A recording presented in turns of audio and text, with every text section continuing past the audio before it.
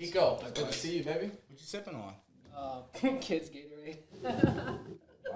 I needed to grab something real quick before I got here, and I didn't know if Dupre had any water here, so. I got some. Oh yeah, I got some. Okay. I got some H2O. All right. Hey, yo, we read and we are ready to record. We're not ready? No. All right, I can turn it off. Your H2O not shot officially. This is a special occasion. On the contrary to what Dupre says, this is our second episode of On the Mark. And Off the mark. See, no, but and actually in practice, he was off the mark. that's the whole thing, though, right? No, for sure. That's what's funny about that. Yeah, like it goes right back to the image that we're creating in Canva. So this is a situation where we're jumping out of the plane and we're building the parachute on the way down. That's the entrepreneur's creed. And that's the way I love to do it, right? That's the only way that makes sense to me, because that's when you're going to get the true, authentic version of who I am. Raw dog. So welcome to Off the Mark, episode 2. I'm Mark. That's Kiko. Yes, sir. Now you know why it's named Off the Mark. Do you want me to introduce you as Kiko or as Luis? I like Kiko. I like Kiko. I think you guys know me as Kiko. My family know me as Kiko. I mean, as far as I know, y'all are family. So Kiko, I'll go as Dupre. I just feel like you've always referenced me as Dupre. I like that. Gotcha. Yeah. So we're here. Well, you Mark or Harris? Yeah, whatever you guys want to call me. I'm just happy to be here. What do you think? I just think it's gonna. The guys always have labels for guys. Like we give each other like nicknames. Yeah. Like when you're cool with dudes, you do nicknames. Like it's very rare you call a motherfucker by his government name. So true. Right. I don't say Luis. Right. Like that don't even sound right. I call you Wheezy or Kiko. Right. And then Harris has just been Harris to me. I love that. For as long as I can remember, he's been Harris. So if you guys were paying attention to the first episode, the sunglasses thing, that's Dupre's, right? But I'm just getting back from seeing Prime and Prime Time live. So I felt like I needed to bring my... Yeah, I mean, you got the sweatsuit on, you got the Lokes, you got the white socks with the pants tucked into the socks. That's my steez, man. Yeah, I like that. No, Prime is dope. You think Prime's like mid-50s and still setting the tone culturally, right? As far as like apparel, like it goes back to his motto. What does he say? Dress good, feel good, play good. That's right. Get paid good. That's right. Like he's been saying that for 30 years. You know what's crazy? I would argue that he is more influential today than when he had the jerry curl in the Atlanta Falcons jersey. When he had the high top in the San Francisco 49ers jersey. Yeah. When he had the fade in the Dallas Cowboys jersey. Yeah. I feel like it's all, I saw all kinds of people with Coach Prime. And you know what's crazy is that it's not Colorado University. It's the Buffalo and Coach Prime next to it. Like, that is insane.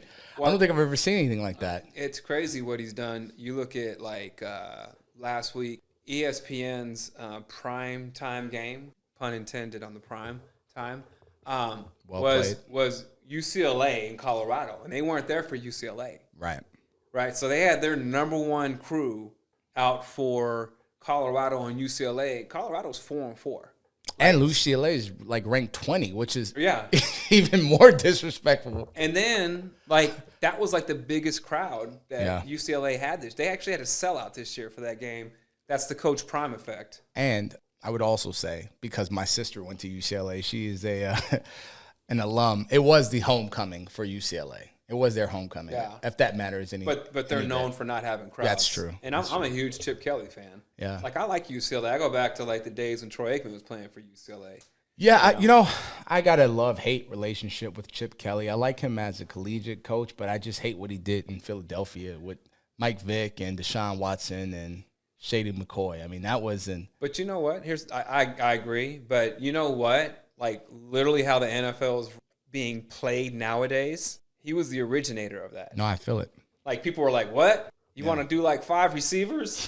What? You don't want to use the clock? Like, you're just trying to run as many plays as you possibly can during a game? Like, that was frowned upon. Is that what they call the West Coast offense? No, that's like the Bill Walsh, like, short patterns. Like, that's Bill Walsh, like, basically made the passing game an extension of the running game. Yeah, check downs. Yeah, whereas like, you know, back in the day, it's like if you take like the Steelers, right, who were the first, like one of the first dynasties, you know, it was like hand off to Franco Harris, hand off to Rocky Bleier, like that would take care of all your medium stuff. And then the rest was just launch the ball down the field, like 20-yard, 30-yard, 40-yard, 50-yard throws to like Lynn Swann, right? And that's why it's hard, like when they measure quarterbacks.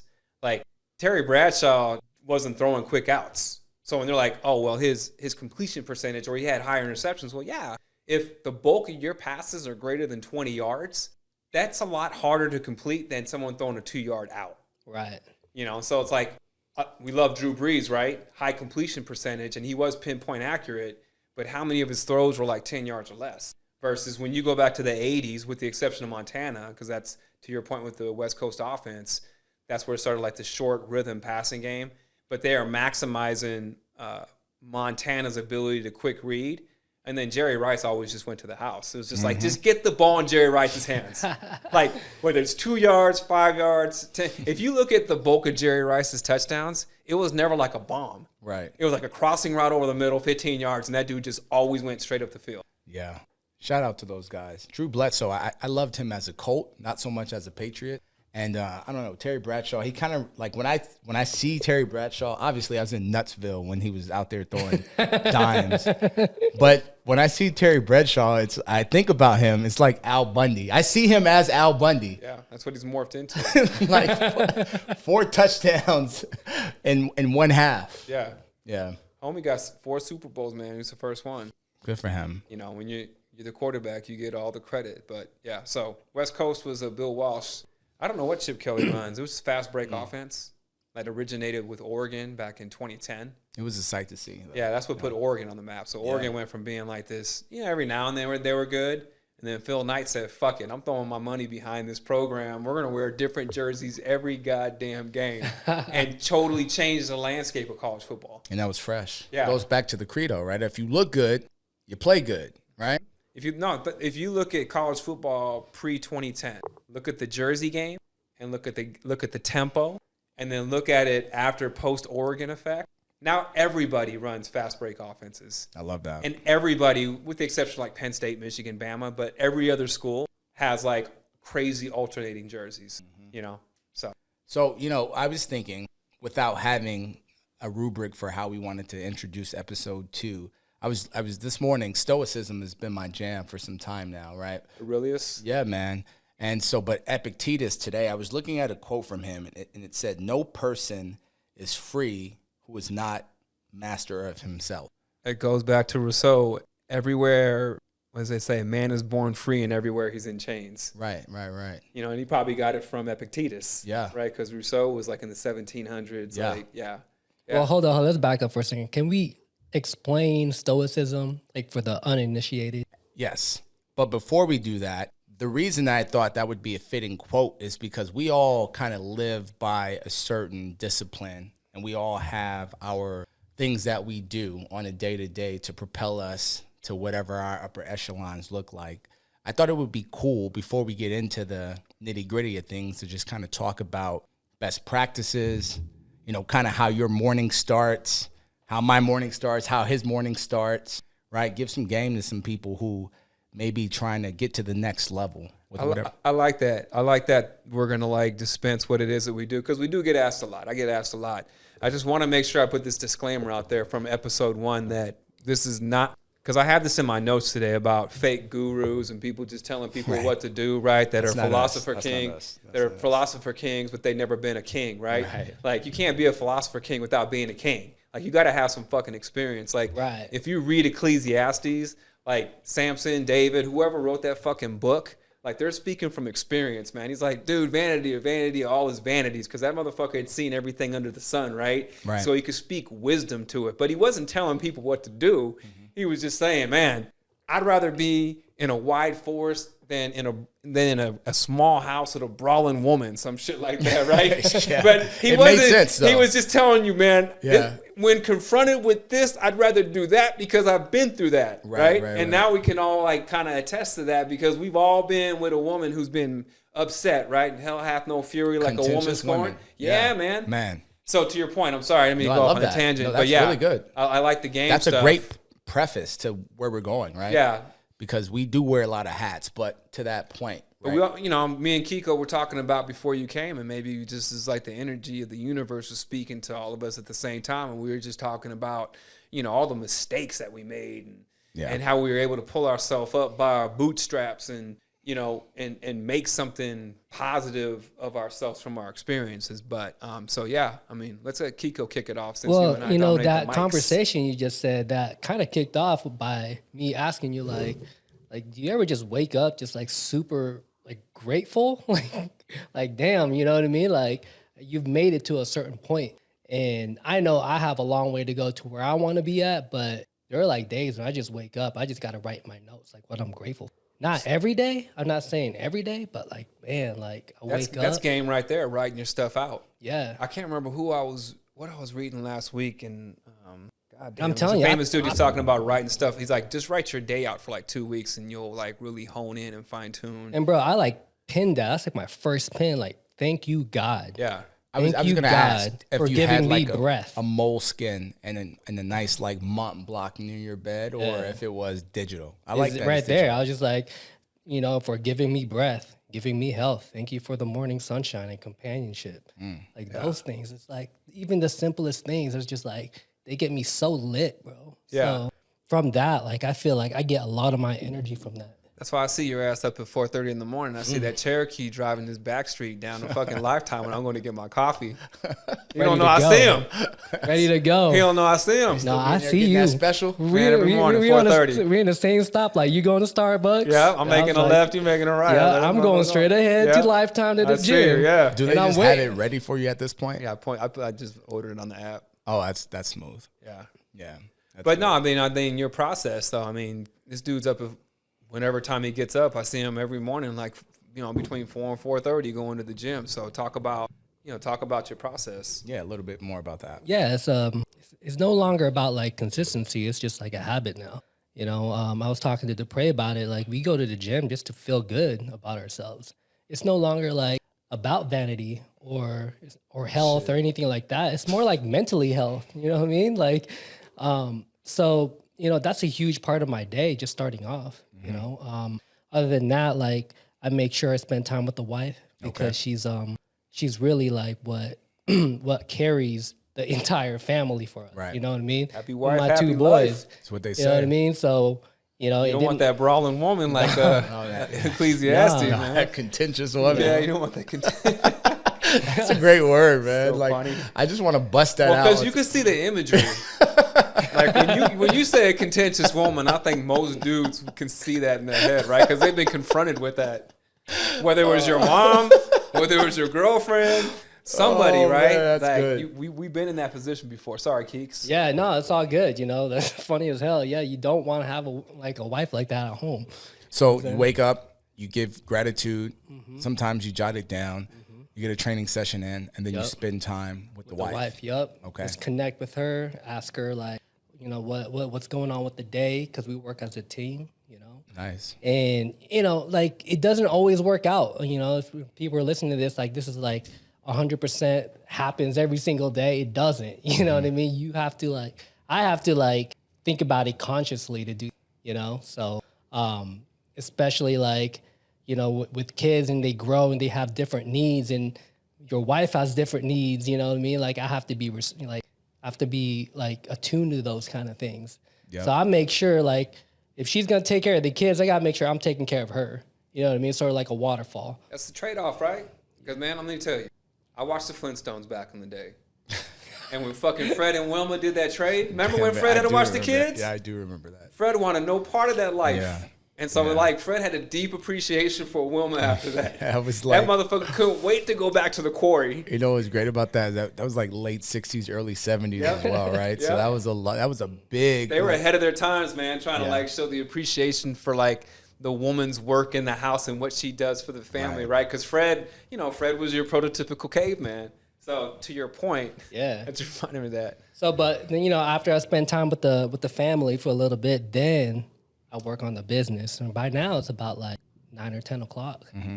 But I've done all this stuff already. You know what I mean? Yeah. I got to make sure I'm feeding the priority. You're which like the army. What's that motto? We do more by 8 a.m. like most people do in a day. Yeah, you know what I mean? And then now, like, all right, like I already have my day set up from the night before. I already have all my clients that I'm gonna have video shoots with. Yeah. You know what I mean? So I already have what you're getting into. Yep.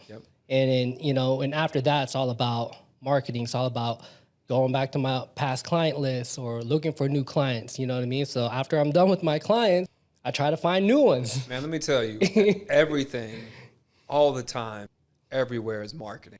You should never not be marketing. Right. And there's so many people, like the majority of people do not understand that concept. Even with the people that you have now. You got to be it's easier to upsell and market to your people than it is to go out and market to some new person. It's cheaper and you can make more money. Man, we've been talking that talk since Wednesdays at 1 p.m. Yeah, you know it's what I mean? It's that 80-20 Pareto. It's that 80-20 Pareto principle, right? Yeah. You get the 80% from your top 20%. Always market. You should never not be we're marketing right now. That's right. I mean, it's half of my name. Yep. Can't spell marketing without Mark. So you know about that life. And lastly, it would be making sure that I'm being efficient and I'm outsourcing what I need to outsource, whether it's editing. Mostly it's the editing, or organization. I outsource that to someone else. And then, I spend time with the family again. And the last hour is just like, all right, what am I going to do tomorrow? Yeah. Rinse, repeat. It goes. Yeah, rinse and repeat. That's super dope. Yeah. Is it on me? Yeah. So my morning deconstructed is kind of the same. And I think that's why we are always in a harmonic alignment, because we prioritize everything accordingly. My alarm goes off at 4:45 every day. That's Monday. That's Thursday. That's Sunday. No breaks off, right? And I love music. Music is my reason for being. So I've curated a playlist.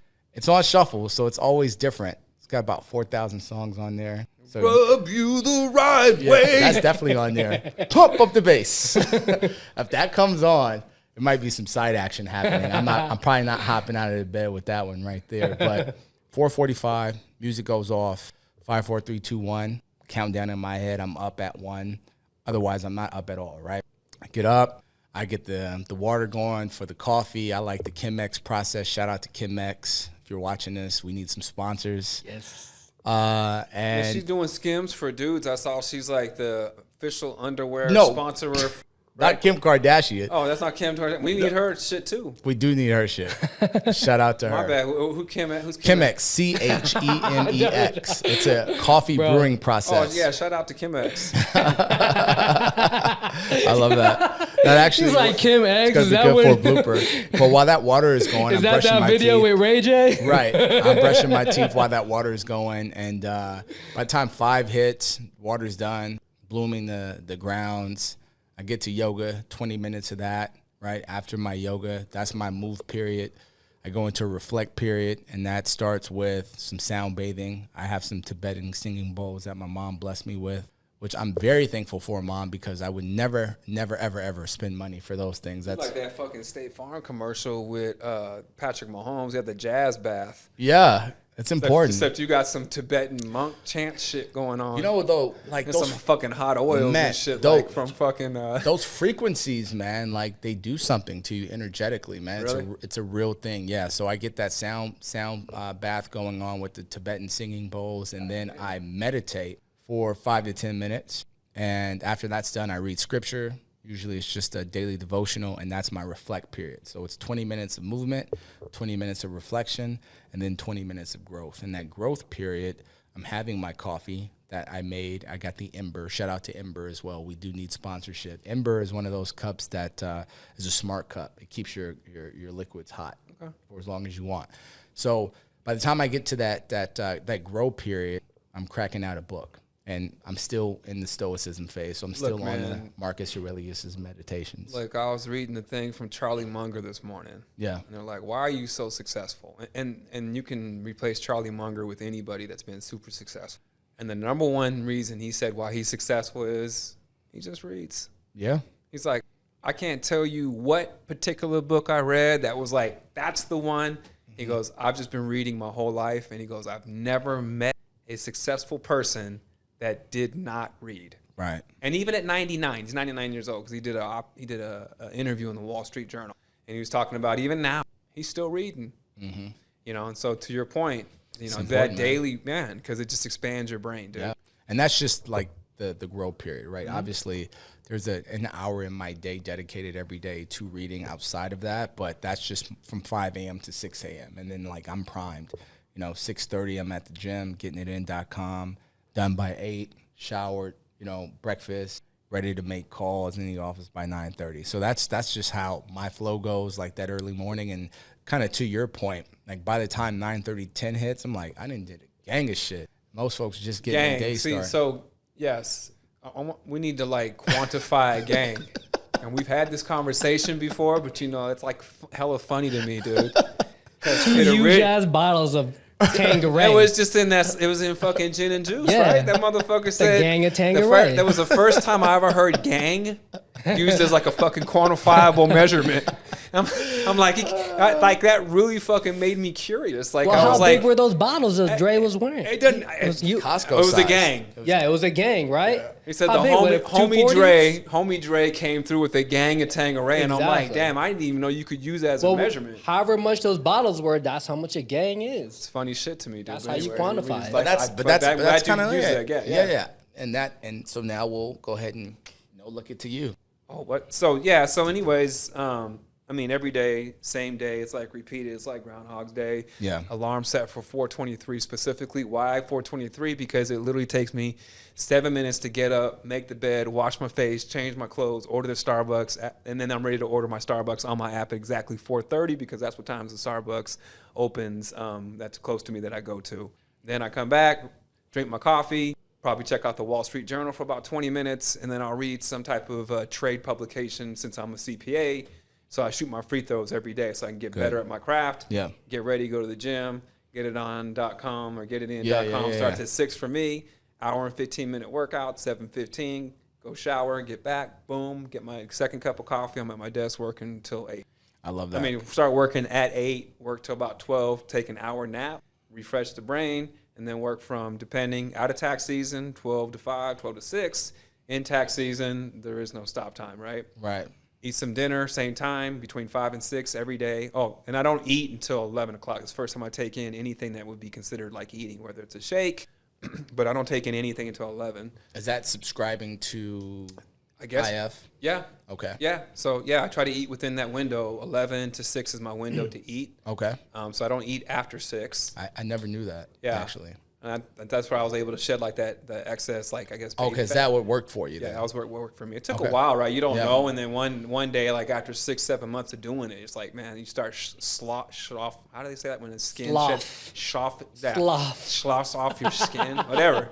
And so then I do that. Eat dinner between 5 and 6. I told you I go for that walk. Well, you saw me walking. Yeah. Got the weight vest on, walking every day. I walk no matter what. I do that now too. I was so tired last night because I did not sleep. I don't think you ever just have those nights where you just don't sleep? Mm-hmm. I had one of those. So I was like dragging all day, but still maintained the same routine. Good. And then when I got home, because I actually went out to dinner last night, got home, and it was like later. It was like 8 o'clock by the time I got home, and I was like, man, I don't want to walk, right? But man, I didn't give myself a choice. Like I literally just parked the car. I'm suited and booted, right? Yeah, you got to do it like that. Yeah. So without going upstairs, 5, 4, 3, 2, 1, go. I'm walking around the goddamn perimeter here for like a mile and a half, right? 30-minute walk, and bam. Yeah. Just because I had to, because there was no way I could go to sleep that night without doing that same routine. Like if I don't do my routine, like I feel like I let myself down. Yeah, at this point, it's easier to do the routine than to not. Yeah. Like I'm telling Kiko, we ran into this dude. I ran into this dude, because it's every day, like you said, right? This dude Sunday, he was like, man, you come to the gym every day? I was like, I don't even know what it's like not to come to the gym. Like, I don't even know how you could even, like, why would you not want to come? And he said it that way too. He had the dude feeling bad about himself, which I love. Well, I mean, because I was just like, I don't know how someone could think like that. You know what I mean? Like, I don't know. Like, this is like coming to Disneyland for me. Right. Like, I love the gym. I love working out. I love the challenge. Mm-hmm. You know? But that's me. Me too. That's just me. I mean, all three of us, right? That's kind of like where we all cut our So let's teeth. go back to the Stoicism. Let's break it down. Let me give you the proper definition of that there. So you're not. The thing is, I've heard it before, and I it. feel like I'm subscribed to that, but I don't even know what it is. Definition of it. I think like a working definition, but I know Mark's way more. Well, give me your definition so we can have like a. Mine is kind of like, so I would just use like Napoleon. The reason why Napoleon was successful was you never get too high after a battle, and you never got too low after a battle. Like you maintained like the same emotional state, right? You never got too high, never got too low. Yeah, and the Stoics believe that the practice of Stoicism is enough to achieve a well-lived, flourishing life. So this says here, the Stoics identified the path to achieving it with a life spent practicing certain virtues in everyday life, such as courage or temperance or living in accordance with nature. Right? Temperance is super important to me. I never want to get to the point where I need to lean on anything in order to get my day by, right? Like I think Ralph Waldo Emerson said that you should do everything in moderation, even moderation. Even moderation. Right? So like I am just as fanatical about all the things that make us move and are the drivers to our lives, but then there are times where I just have to say I'm gonna press pause on them because I need to make sure that like I am not attached. I want to talk about that word pause. Yeah. I don't think people understand how important that word pause is and what separates like us as intelligent beings from like the animal world. Yeah. Is pause. Right. So there's this framework called the SPR framework. So the difference between us and animals are animals don't have the P in the framework. It's stimulus response. Yep. Stimulus, they don't think about it, right? Where humans, right, you pause, you think, then you react. Yep. Right? You think about what are the consequences, what are the cost benefits, then you respond accordingly. So the pause is so crucial, and it's the difference between, I think, being successful and not being successful, making it and not making it, being in prison and not being in prison. Most of the dudes in prison did not hit the pause. Yeah, or, guilty by association. Do you know But what I still mean? not thinking things through. Yeah. And what's kind of cool about you like highlighting that is that pause has become like a buzzword now. Really? Is it? Yeah. The SPR framework has been a huge thing for me because I was like a dog back in the day. Stimulus response, right? Didn't know what the fuck I was doing. This is when you cue to Chucky rolling under the bed. And Yes. don't even explain it. Just Chucky, hi, I'm good guy. And then boom, roll under the bed. Yes. That is the part right there. I've survived that.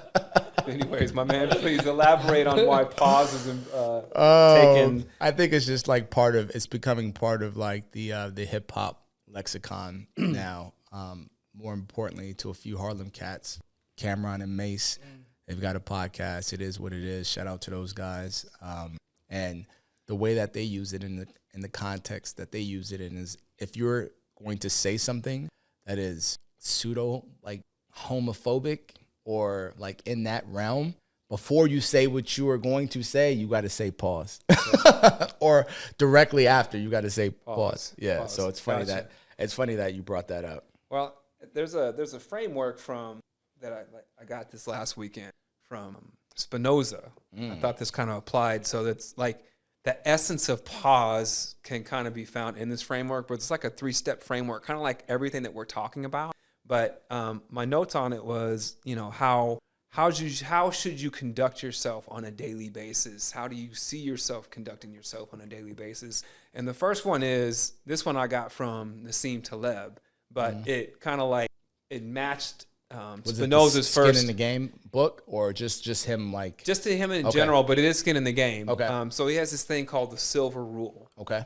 Right. And so I haven't heard of this. Have you heard of that? The silver rule. So the golden rule is more proactive, like Right. do unto others as you would want to have done unto you. Right. And Taleb is like, well, maybe I don't like what you do to yourself. Right. Oh, that's great. Like why? Like I don't necessarily want what you do. Right.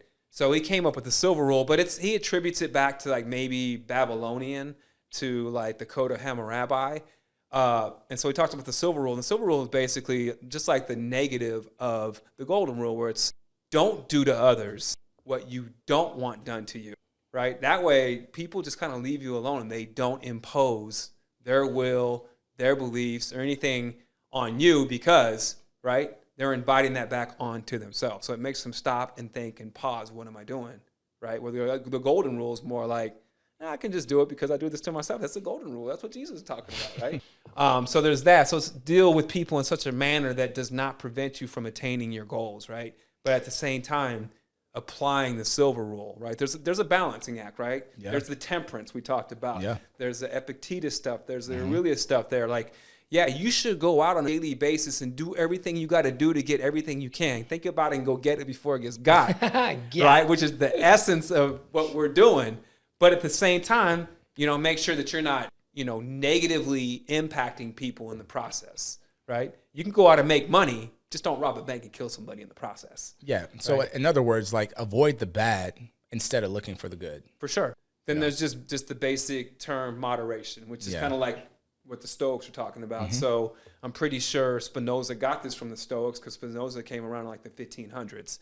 So he was talking about, excesses just lead to more excesses. And incentives then become perverted, right? Because say you start accumulating like a bunch of take sex, right? Sex is great, but excessive sex could be perverted, right? I talk about what's the biggest fundamental change for me and why am I successful now within the last 10 years versus the first, say, 40 years of my life. The first 40 years of my life, all I did was just chase some scattered ass. Like that was the most important thing, right?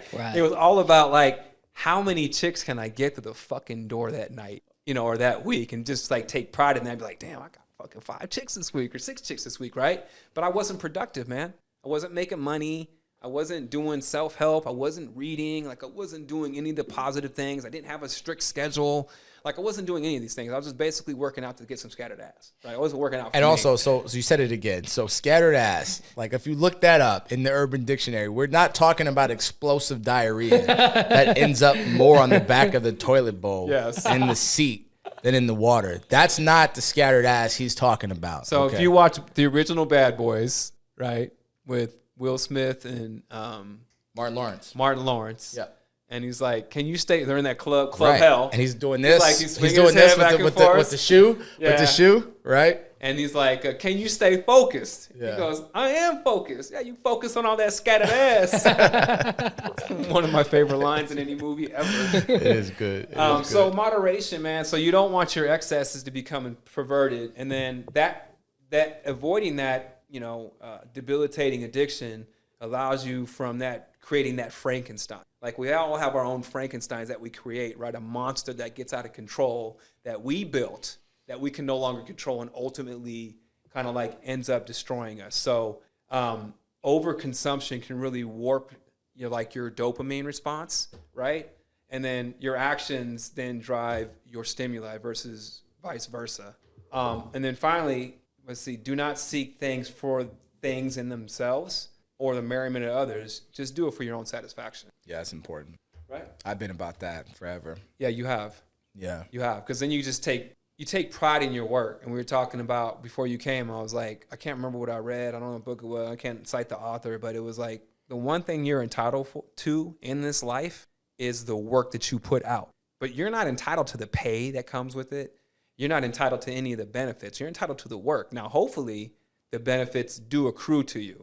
And generally, someone who puts the work in, an honest work for an honest day's paid, that will transact. But you're not entitled to anything. So when you hear people, that's not fair. There's a lot of shit in life ain't fair.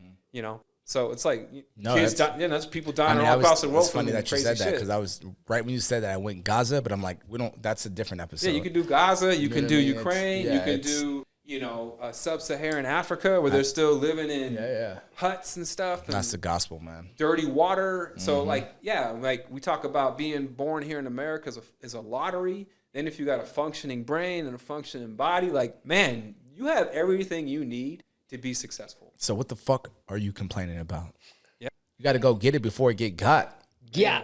You don't want it to get got. I mean, you do not want that to get got, but it will get got.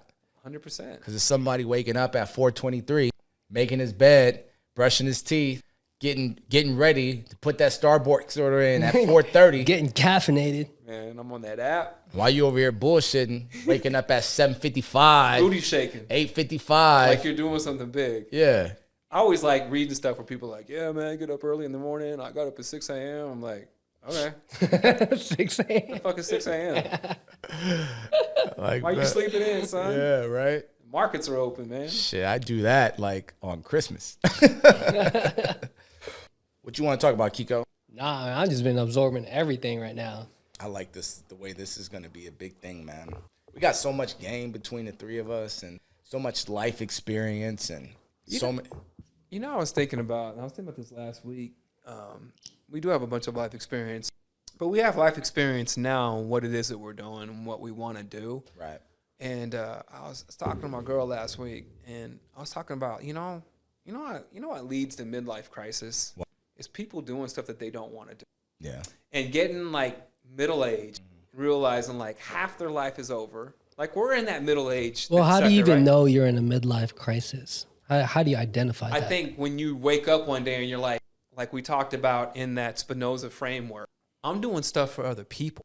I'm not, and it doesn't matter how much money you make, but you're not being true to yourself. And then you realize, right, what's your mission, what's your goal, what's your legacy, what did you achieve? You start thinking about your mortality. Did you really live the life you wanted to live? Are you trapped? Maybe you're 45. Maybe you got 3 young kids at home. Got married to a woman. Maybe you didn't really want to marry her. Maybe you're stuck in a job you can't get out of because now you got to put food on the table because that's a responsible thing to do. Yeah, I got a buddy right now in Lake Como, just turned 60 years old, just sent me a text right now. I'm bigging him up on being out there traversing all of the landscape, and he's like, you never know how long you got. So it's time to get to it. You know what I mean? Before it gets got. You don't know how long you got because it's going to get got. We're all going to get got. Priorities, you know? Yeah. He's giving me big ups because he's like, I'm glad to see you've done it at a young age, you know, so I'm proud of you too. But yeah, to that point, that's a sticky place to be. That's in Italy, right? Yeah. That's a sticky place to be, man, to be living with regret. On Jay-Z's first album, there's one of my favorite songs where he's talking about, you know, you can't learn to live with regret. You can't. That is the worst. Like, that is my biggest fear, is getting to the end of days and thinking, damn, shoulda, woulda, coulda on that Lou Rawls tip, you know? Man, shout out to Lou Rawls. You'll never find a hairline like mine. Right. That's why I'm bald now, man. Lou Wearing the hat. Lou Rawls. But that was my grandmother's favorite shit right there, man. Miss her dearly. But yeah, you don't ever want to get to the point where you've gotten to the end and you think about all the things you would have rather have done. So what think about Emerson? You were talking about Emerson earlier, right? Yeah. He has that poem, Self-Reliance. Yeah, big time. Right? And it just talks about, don't, if I just sum it up, like stay away from the bell curve of the masses, right? Like don't fall in that 66th percentile that most people fall into, right? If you think about a traditional bell curve, like you need to live on the tail ends, man. Like your happiness is on the tail ends of the bell curve, not in the middle of the bell curve doing what, everybody else does, because that just leads to discontentment, right? Big time. So, and it's so easy to fall into that right now with social media. What's a wider swath, right? Yeah, it's crazy. If you think about the people who truly make it in life, they're on the tail ends of the bell curve. Yep. Right? Whether you're a superstar athlete, they make all the money. Whether you like James Harden or not, that motherfucker makes $50 million a year. I'm happy that he's a Clipper now. Yeah. Yeah. Right? But he's at that tail. He's at the tail end. Like, and all the benefits go to you. Whether you're J.K. Rowling writing, the Harry Potter novels, like, all the benefits accrue to her. But she did what she wanted to do. James Harden has always done what he's wanted to do, right? Yeah. And he was willing to sacrifice all that when all the kids were running around McDonald's Playland or right or didn't want to play basketball or do anything that was discipline oriented. He was practicing his craft. You got to be honest with yourself, man. You got to seek to understand your own thoughts and your feelings rather than blindly following the expectations of others. And that's really the hallmark, I think, of what Emerson was transcribing in that self-reliance essay. So if you guys have not read it, that's your homework between this episode and the next. Read Self-Reliance by Ralph Waldo Emerson. All right, that's on the reading list. You are your own star, man. Follow your own star. Otherwise, you'll have a midlife crisis. you know, we're dropping this. You know, what always like amazes me is that like I grew up in South Central Los Angeles. You grew up in Northtown. You know what I mean? You grew up Quezon City, Philippines. Yeah, you know what I mean? And we're just It's like this is what I love so much about this fraternity we have, man. Because like for me to actually be talking about this kind of shit aloud in the neighborhood that I grew up in, when I grew up in, you liable to get your ass whipped behind some shit like that. For sure. They're going to take that as a sign of disrespect. Yeah. I don't understand that word. Nope. So it's like the 40-year-old virgin, right? Yeah, right. Exactly like saying Kevin things Hart in I don't that. understand. Yeah. I'm going to take that as offense. That's exactly what that is, man. So it like pleases me to no end to be able to have this brotherhood and to be able to chop game like. Well, it's good that we kind of got to know each other a little bit, or the audience got to know us just a little bit, a sneak peek behind the curtain, right? Got to see like the actual odds behind the curtain. Like we're not special per se. Like none of us are like, you know, we don't have like the. But we're consistent. We're consistent, right? We're just I don't want to say average, but it's like none of us has Einstein's like brain power, right?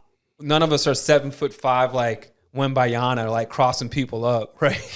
I mean, that dude's a physical. That's that dude's freak. a problem. That dude's already a problem, right? But we're taking the best of what we have. We're all living like our life to the fullest of our abilities, following our own paths, like creating our own paths and doing what we want on a daily basis, right?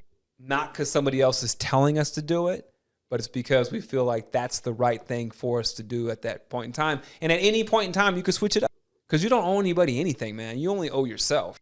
Yeah. I was thinking a lot about like the topic when you guys were talking about like regret, and I was really like contemplating like what do I really like regret at this point in my life? 43, I should have something, right? Yeah. But I always have this feeling that my biggest regret hasn't happened. Like it's somewhere down in the future, and I'm like, that's like my biggest fear. Like it's gonna come, I don't know, but it hasn't come yet. Yeah. There are lots of regrets. Even though I've lived a life that it's kind of like my life is like that Frank Sinatra "My Way" song. Yeah, you know? man. I live. Shout out to old Blue Eyes. Yeah, right now at 39 years old, like if that song start rolling right now and this was the last day, like I did it my way, and I'm happy about it, right? But I've had a lot of regrets, you know. But I think that's just, you know, you live and you learn. I think that the thing you should jettison is like, the regret. Woe is me. You should jettison that and be focused on not like falling into that hole again. So that regret plays on beyond that first time, right? You shouldn't be falling into the same holes, making the same mistakes over and over and over and over and over again, right? Yeah. Like once should be enough to where you're like, this is damaging enough for me to never want to feel like this ever again. So I'm not going to do it. Gotcha. But there was like something you learned from. Yeah. Yeah, definitely. Right, man, you got to put your hand on the hot stove. Sometimes. Do you still classify that as a regret if it like changes who you are? It makes you a better person? Yeah, definitely. I find that the beauty in that is you were able to take that L and turn it into a lesson instead of a loss. So that's the silver lining. But the regret is that you still had to live through that, right? Yeah. Like growing up and seeing, you know, your best friend get murdered and not being able to do anything about it when you probably could have done something about it. Ooh. That's regretful, right? But it also taught me a lesson, right? And so I'm better because of it, but still a regret. Yeah. Live and you learn. Yeah, you live and you learn. Like you still have the scars, you still know how a burn feels, right? Yeah. Yeah. So that's the regret, I guess. That's the more like that's tangible. Yeah, scar is just a reminder, right? Right. Like But we're resilient though. We adapt and we grow from it. hopefully. Yeah. Not everybody does. You know, there's a lot of knuckleheads out there, man. Like to your point, that do the woe is me. You know, instead of like, how can I learn from this? They just they feel they take that victim mentality versus the victory mentality. You know, and if you listen to like any head coaches, right, that have been successful, they will always tell you about the games that they remember the most for their losses. Right.